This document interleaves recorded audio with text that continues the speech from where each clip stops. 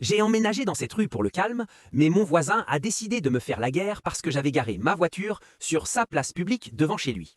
Mon nom est Bastien.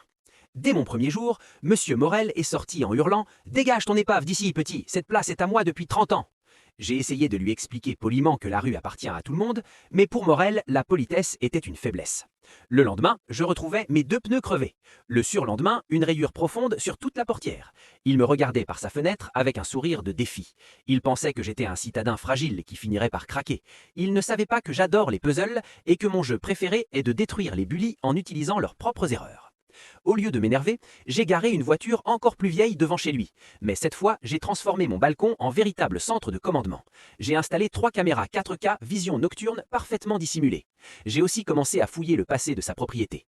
Morel était le genre de mec à donner des leçons de civisme aux outres, mais j'ai vite découvert que son magnifique garage double avait été construit sans aucun permis d'urbanisme il y a 5 ans. Une nuit, mes caméras ont capté le moment magique. Morel est sorti avec un bidon d'acide pour le verser sur le capot de ma voiture. J'avais tout, son visage, l'acte et même sa petite danse de victoire après.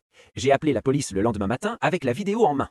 Morel a essayé de nier, mais quand les officiers ont vu la qualité cinématographique de ma preuve, il a fini en garde à vue.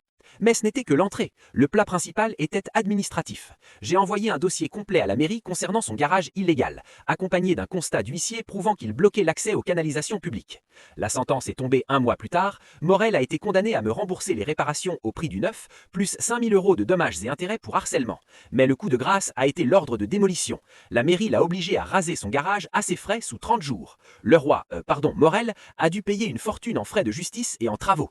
Il a fini par devoir vendre sa maison car il ne pouvait plus assumer ses dettes. Le jour de son déménagement, j'étais garé exactement sur sa place. Il est passé devant moi, la tête basse, sans un mot.